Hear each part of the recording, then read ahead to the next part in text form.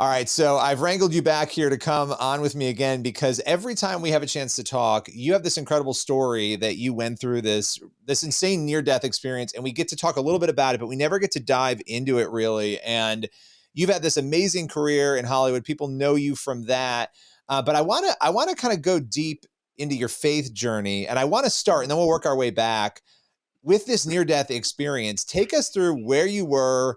It's a terrifying story, and what unfolded. Well, I was working as a professional whitewater raft guide.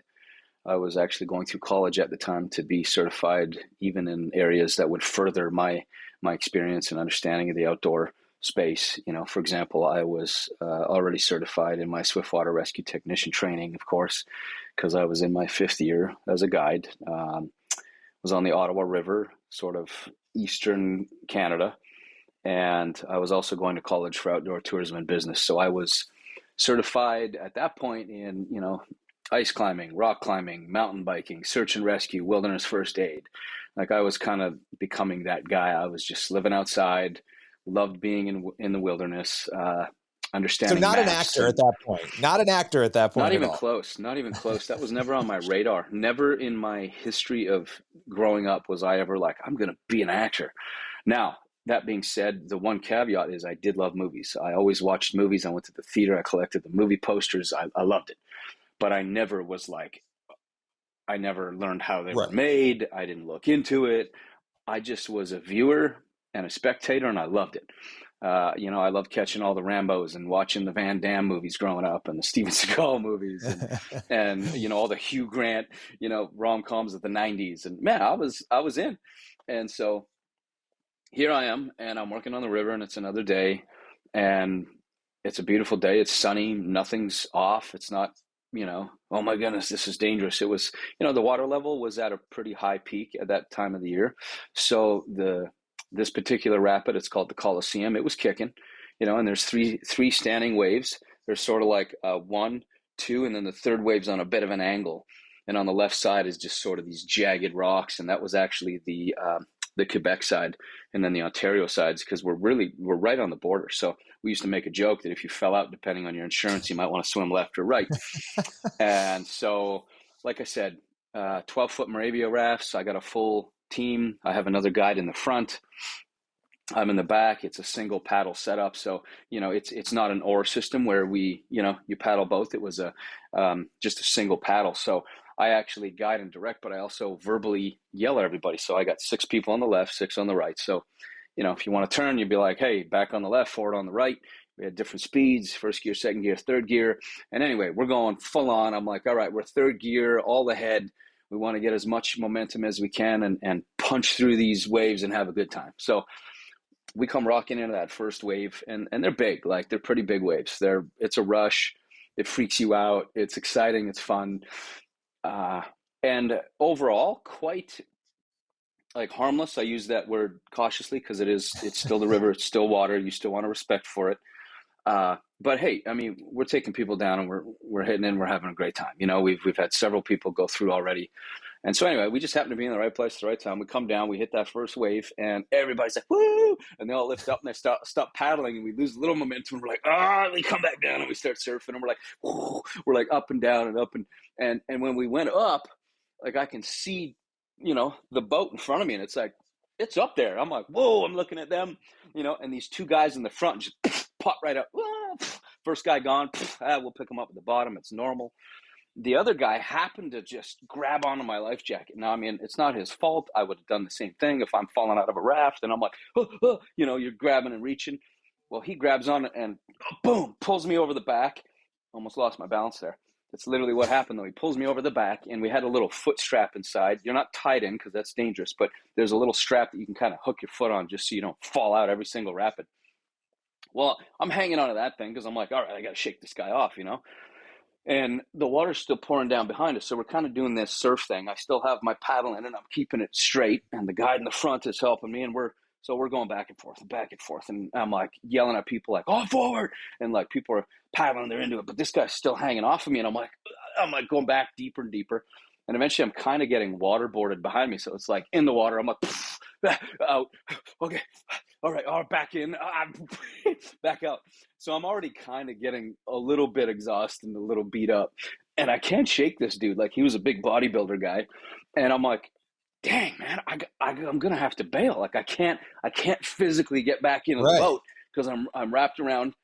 I don't want to bail and tip us, but what do? I'm running out of energy. I'm running out of strength. And so eventually I'm like, I got to bail. And, in my mind, I'm like, sorry, everybody. So I take my foot out of the strap. I go back upside down. I'm like, getting rocked left, right, upside down. That's normal. I'm feeling it. My ears, though, all of a sudden go, and I'm like, oh, wow, that hurt. Okay. Dang, I must have went deeper than normal. That's crazy. And all of a sudden I just feel this pressure on my body. I'm like, wow, I went down pretty fast. Okay. Obviously, I'm in what's known as the green room. That's what all the veterans would talk about. They used to call it the green room on this particular rapid. And I'd never personally been there before, but they call it the green room because you're just deep enough that the sunlight kind of makes everything green, but you're also so deep you're in another current. So there's the surface current, right, that my raft is still up on, having their time. And I went down to a second Wow. current that kind of does its own thing. Were you panicked at that point at all? Like, was there any part of you that was like, this isn't good? Or were you kind of like, I can get out of this? No, I kind of immediately was like, oh, okay, the ears hurt, the pressure's on, I'm feeling this depth. So I was pretty calm, and I was like, all right, must be the green room. Okay, so I open my eyes, I look around, I'm like, wow, yeah, it's kind of, everything's dark green. This is kind of beautiful. At the same time, I was like, all right, I got to swim out of here. So I'm trying to swim. I'm still hanging on to my paddle because as a guide, you don't let your paddle go. Everybody make fun of you. So I'm like, yeah, I'm just trying to swim and I can't do anything. I'm just getting ripped around and upside down and torn. And it's like the pressure. And I was like, wow, okay, I got to chill. So I chill and I'm waiting and I'm waiting and I'm waiting. And I'm like, man, I'm already not at maximum oxygen because of what happened on the surface. So what I got left is all I got left. And I'm like hanging on to it. And eventually I have to let go of my paddle. I know that I need to just go limp and relax my muscles so that the oxygen that is in my blood, hopefully I can just go as slow as possible. So I got to just relax, chill out, and go with the flow. And so I'm floating along and I'm going with it. And I'm quite logical about it. I'm not panicked yet. But I know that I'm running out of oxygen and I can feel that. And that's starting to That's a bring a little terrifying bit of, feeling. That's a scary feeling. yeah, and I know that there's nothing I can do because I mean it's one thing you learn as a guide is you can't beat the river. You just have to learn how to work with it. And so I know that I can't out swim this thing. I can't out muscle it. I just have to wait and be patient. And when it's done, it'll spit me out. And I'm hoping that's real soon. And so time passes. I don't know how long it was, but obviously I'm now in a point where I'm going, okay, I have nothing left. I have no oxygen left.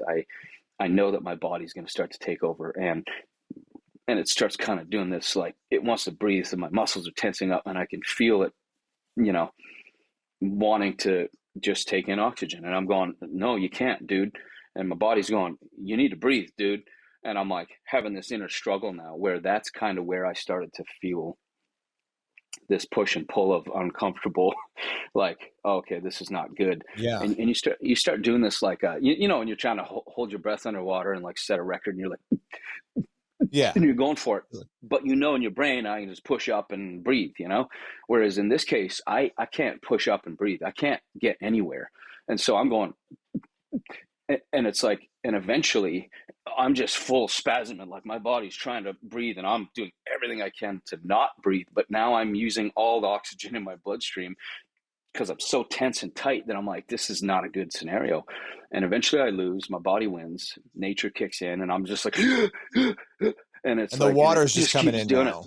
Oh man. Oh, the first breath, the first full breath was done. I was done. Man. Water goes in. It feels like someone pours liquid concrete. It's heavy. It goes in. It felt like every part of my body, like where water doesn't even go, went. It felt like it was in my arms. It felt like my muscles went dead. I couldn't physically like bring anything else in, and yet my body kept going. It was like, and so I'm spasming out and I'm twitching and I can't control my arms anymore and I can't control this twitch and I'm like, and that's when I sort of had this moment of like, I'm done. Like I'm done. Did I panic? Probably to a degree. Probably was like, I'm finished. Like I have nothing left. This is one of the scariest moments of my life. Like you thought, I'm going to die at this point. I'm assuming like this A doesn't hundred end. percent, 100%. I was like, Where were the people at this point? Were like the guy who was holding on to you, like, because you're probably thinking, I can't speak for you, but as this is going on, oh, these people will come and get me, or somebody will come and help me. Like, where were they all at that point? No, I didn't think of any of that because I knew I was in that second current, and that current's probably 12 to 15 feet below the surface. Wow. And so I'm under there until the river decides that it's done and I'll come up. And so I knew that I was in a position where no one can help me. I can't help myself. Wow. I'm done. This is it. Like I didn't even have the energy to open my eyes at that point. So I literally was completely limp, but yet spasming. And I knew in my brain I was finished, and I was 100% freaked out. And immediately after that, I had 100% peace because I ended up in this position where I was like, okay, I'm in your hands, God. Like I don't know what else to do. And I was still cognitive and aware enough that I could go. I was just kind of calling out to God without doing anything audible. It was just like in my heart and my soul going, Lord, I'm yours. Like Wow. I completely surrender. And that was the Man. most peace. That was the most peace that I ever felt. So you're Probably feeling this. this intense peace in the most horrific moment of your life, essentially, right? Like as you're there, but you're feeling Yeah. this peace. How, and I know everything goes black at some point, but how long were you, from what you understand in the timeline, were you under the water? I mean, it wasn't until later that people sort of said where they found me, and then they guesstimated and took an estimate of the water speed. I think is about 135,000 cubic feet per second, which is slow for most rivers. Like the Colorado is way faster, for example. But they found me. They estimate I was probably 11 to 22 minutes that I was underneath the water, and so that's a long time. I mean, for your brain, generally 3 minutes without oxygen puts you in a position of probably death. Right. You're a vegetable, like you can't talk, you're not walking, everything's done. So I didn't even think of that, of course, in the moment. In the moment, I was just dealing with what was at hand, which was I'm finished. I trust in you, Lord, and I'm in your hands now. And Like heaven is at hand at that point in your mind. I mean, it's like, I'm going to meet God now. Like this is yeah, what's yeah, crazy about you being here talking about this, and obviously the career you've had and everything you've done. What you just mentioned, the time underwater, right? 3 minutes alone would be enough to make you be in a vegetative state potentially. And mhm. you then are rescued, which we could talk about in a second here, but you're rescued out of this. You have this crazy, insane, quick recovery, and you're completely fine. I mean, to reflect on that, because that part of the Mhm, miracle of mhm, survival is A, then the miracle of mhm. recovery seems to be B. Well, it's interesting because I think of my life and I've always loved the story, not the story, the song Amazing Grace. And, I once was lost, but now I'm found. And that's the thing is, they just found me. No one saved me. No one came in and rescued me. No one had the ability to come underwater and figure out where I was. A different group found me down the river, just floating, and said, "There's a body." And they pulled me into the raft, and I have this vague, blurry picture in my mind.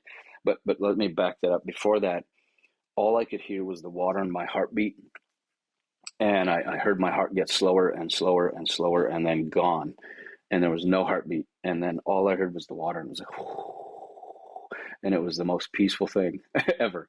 And then the sound of the water went away, and then a darkness, and that's all I remember. And I don't know. And like I said, 11 to 22 minutes of darkness. I have no idea what happened. I didn't experience or go anywhere. I didn't. I just was done. It was like gone and over. And then the next thing I remember was this vague picture of somebody blurry, like pulling me into a raft. And I only remember because I remember the color of the life jackets that our guests would wear, and I could see this blurry color, and people, I could tell they were screaming and yelling. Everyone's reaching, and then I blacked out again. And then the next thing I remember a vehicle, some kind of vehicle roof, and people staring at me again, and then blacked out again. And then the next thing I remember was I woke up in a hospital in one of those pressure chambers, like where it's like, and from my understanding, they had to, my equilibrium, like I went down too fast, I came up too fast. So my eardrums and my equilibrium were completely blown out of whack. And that's how they guess how far down I went. There was like, it's about 15 plus feet, because the liquid in your equilibrium gets separated, and it was, they had to take me back down, let it collect, and then slowly bring me back up. Wow. Also a miracle that my eardrums aren't completely done and I can breathe. Now, I do have some issues with like one of my breathing canals kind of got bent and collapsed. I've had some surgery on it to open it up, and yet that's kind of why it's weird. Like, I don't really drink cold water because the saliva runs backwards down, my breathing sort of tubes, and my vocal cords stick together, and that's why my voice will get super hoarse. And so it'll like get super deep, sounds like Johnny Cash, and that's only because of this experience and what happened. And Man, but what a and minor thing. I mean, you memorize lines for a living, right? And you're like a super intelligent person who does like your brain would have, I mean, it's like the fact that you're sitting here to me, mm-hmm, and every time mm-hmm, you've told me this story, and you're giving a lot more details today, it's so wild to me. Like, let me ask you this before you go back, because this is important to me in understanding this. When it comes to miracles and the things that happen, you went into this a Christian. I know you became a Christian early on in life, but how did this change your idea of God and what is possible through him, just like after coming out of this? mm-hmm. Yeah, it gave me a whole new perspective on what it means to let go.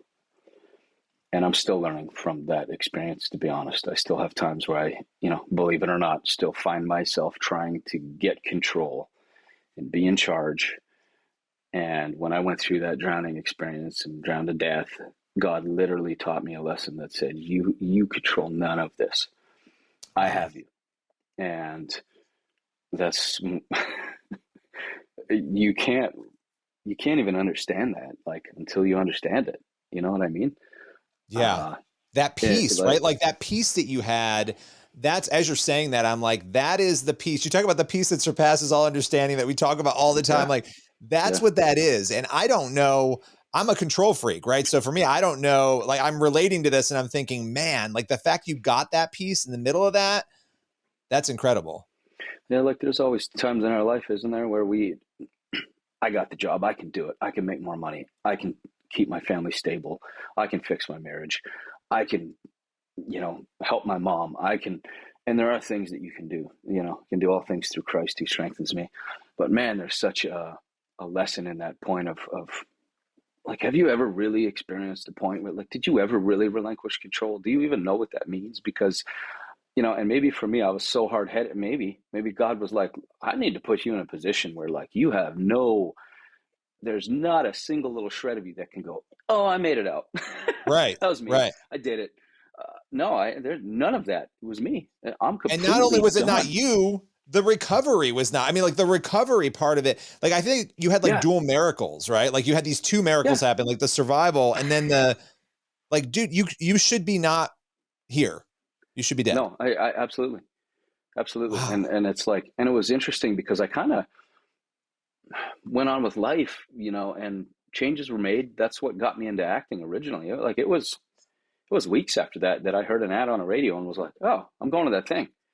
No idea why. Just felt like led, do it. And I did it because I think before that, I might have felt and heard that same voice, but I was in control. I'm not going to do that.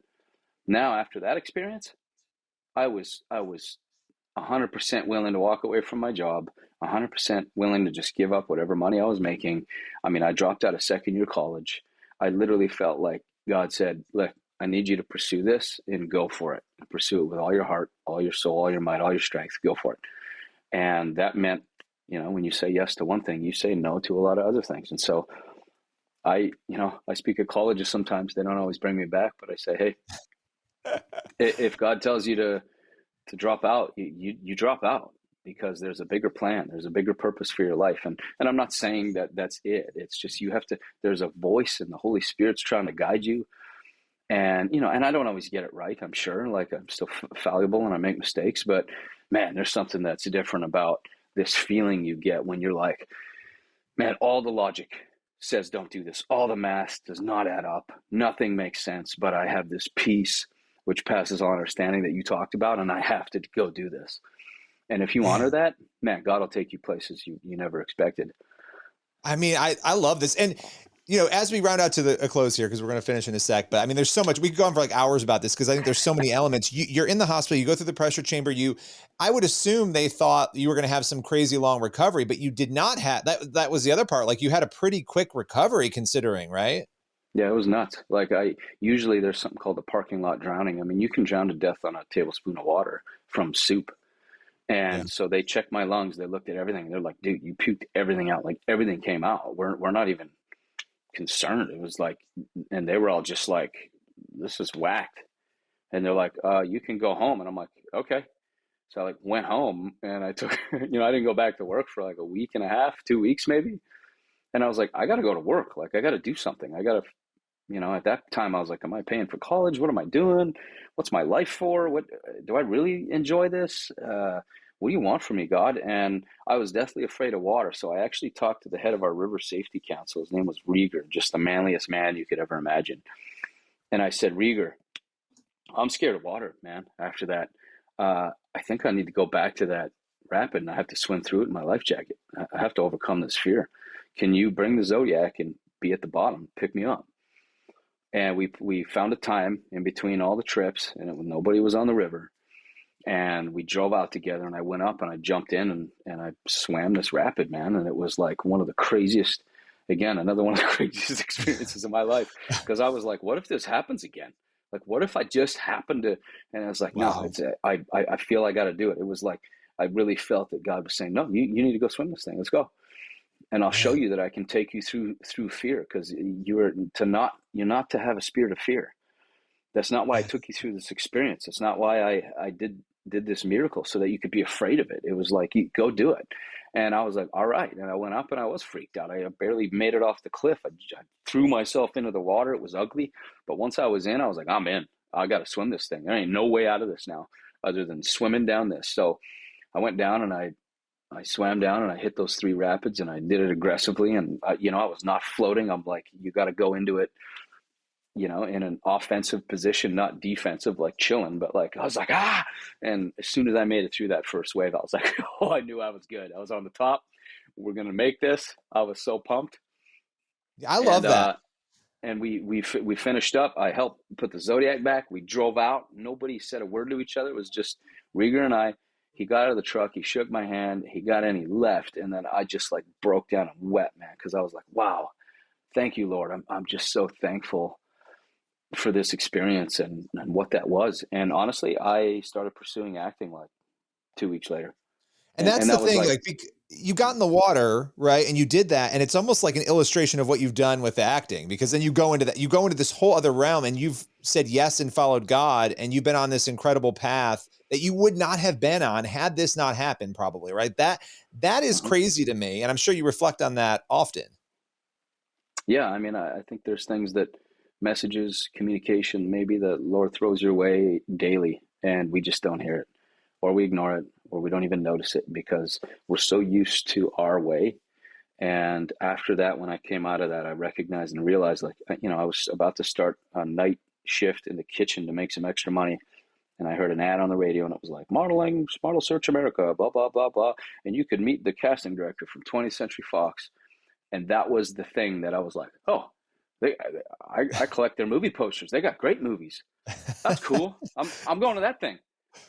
Dude, and now here you are. And now here you are. I mean, it's like, I literally turned to my buddy and was like, I'm going to that thing. And he's like, what thing? The ad on the radio. You didn't hear it? He's like, no, I didn't hear nothing. And I was like, okay, well, I heard it and I'm leaving. And he's like, you're going to get fired. And I was like, I don't care. And I literally left my shift. I mean, I didn't care. I was like, nope, I have to go to that thing. I just heard it. I'm supposed to go. So I literally went and I drove 2 hours to the nearest city to go get in line with people that, with all these, beautiful people, like models galore. And I went through the whole process. Ultimately, that ended up getting me invited, to the bigger convention, which you pay for. So it's a bit of a money grab, but I'd never gone before. And I was like, I might as well go. So I went down, I competed in this whole thing, and my number I was the last number to be called out of 2,500 people. All these people watch you all weekend, walk these runways and do things. And then they call you back if they want to see you and talk to you. And I was the last number. They were like, all right, we're done. Oh, wait, hold on. There's one more number. It's like crumpled up and it's like red. I think I was red. There was red and blue. and it was like red A536792, some ridiculous number. And then they say what it's for, right? Like, is it Wilhelmina models, and they said 20th Century Fox. And I was like, Wow. what? I was like, what? And I went and I did a cold read, which I didn't even know what a cold read was. That's when you're given, audition sides and you prepare a scene and you sit with someone and you act it out, which I'd never done in my life. And I did that with Christian Kaplan, who is still, I think his title now is Senior Vice President of 20th Century Fox. And I've never actually worked with him, but he was one of the biggest supporters early on, where he, at that event, literally said, your accent's horrible. I have no idea where you're living right now. There's nothing near you. You have no experience. Your headshots are horrible. Your style needs work. But based on this cold read, he goes, this is an extremely tough business, and I'm not going to tell you that anything's going to work, but maybe there's a chance. Man. And that was the little breadcrumb, the little piece of manna that God put out. And then he did another one and another one. And I mean, that was 24 and a half years ago, roughly. And I mean, the thing about your story, it's trust, right? Like, you trusted, and you also turned it all over in a moment when you had no other choice, but you turned it all over and embraced peace. And then you embraced him. And man, okay. Homestead, you've done a million films and shows. Where can people keep up with you if they're interested in following what comes next for you? Instagram's my main personal connection. I oversee that one, and I'm a part of it. And then it's automatically dumped into Facebook, but I'm not really active on there, or TikTok, but I'm like on there. It's just, you're there. So Instagram's there, but Instagram's your jam. That's where you're looking good. Yeah, Instagram's the jam, bro. And we're looking forward to Homestead. It's sounding good, looking good. We're supposed to go back. I'm hoping to get a phone call any minute. I love it. Well, listen, that's been a blessing of a project, and then I'm just writing and producing, and really having a lot. Like, I'm not just an actor who wants to sit on the shelf. I actually love directing, and producing is starting to become more of a thing. And so, yeah, I'm out there hustling, and we're looking to find financiers and distribution pipelines, and we want to make projects for people. I just really feel that telling stories is important. So that being said, the story I just shared with you is a part of a script that I'm slowly developing, that I am putting into a script, and I would like to go back and hopefully, if it works out, film on the exact river where that all happened. Man, I was going to say, this is a movie. Like, you got your movie. Like, you are the movie, right? I love that. Well, I so appreciate you taking the time, breaking it all down for us, saying you'll be back soon, because I bother you every couple months. So we'll see you soon. I appreciate it, Billy.